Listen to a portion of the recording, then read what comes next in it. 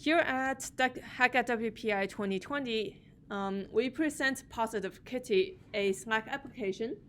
The application aims to uplift the negative sentiment within people's Slack workspace and make your team more productive by picking up negative conversations such as depressive or aggressive messages and remind people privately to stay positive with cat pictures. Here's a demo of our application. Lucy is an intern of a DevOps team at a software company. Recently, the SRE on the team just released the contribution distribution of the last sprint in the Slack channel. She noticed that she contributed very little on the team and got very upset.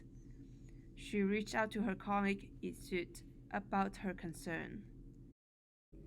Hey, Ishut, I did my best, but I still couldn't contribute half as much as you.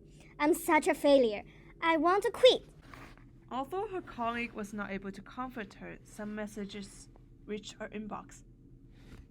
Kittens.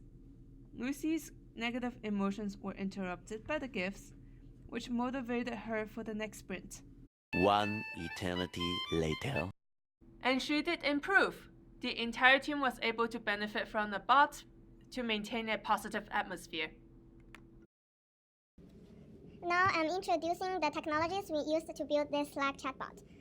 Firstly, after one user sends a message in a visible channel, the webhook provided by Slack will subscribe the message to AWS API Gateway. The API Gateway provides a RESTful endpoint that receives notifications from Slack about user messages, which including the content of the message and which user sent this message.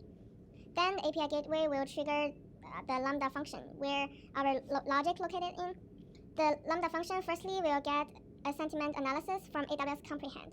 AWS Comprehend is a natural language processing web service that provides confidence scores in which the text is positive, negative, neutral, or mixed. The confidence score of neutral means if the text is an objective statement or subjective statement, and the mixed confidence score means if this text contains compounded sentiment. Then after the Lambda function receives the sentiment analysis, it will update the user's historical sentiment values. Then with the most latest sentiment values, the Lambda function will decide if the user acts negatively. If so, it will get a random cat from the dcat API and post a direct message to the user. Okay, now we are going to talk about the challenges we have met. So we've majorly faced 4 challenges. The first one is actually learning how to build a Slack application. And the second one is learning the whole AWS services. First one is AWS Lambda function deployment by using AWS serviceless application templates. And the second one is the AWS IAM. And then we also make use of AWS DynamoDB and AWS Comprehend. How to connect between the services is a really hard part about it. So the third challenge is actually determining the batch message size for each sentiment analysis. As we know, people's messaging habits varies. So there are lots of people who like to send messages in a big paragraph, but some of them only send messages in fragments. Actually, we have to decide whether we need to break messages by sentence or by phrase, or should we make a user's message or aggregate a user's message together as a whole to analyze. So the fourth challenge is actually determining the policy for sentiment value aggregation. We have to actually find out how much should the sentiment from the current message would actually impact the overall sentiment value of the user. And the next step, so is our future extensions. We have 4 directions we have thought that our application should develop into. So the first one is we believe our bot response should be better tailored with context. So it should understand the conversation context more.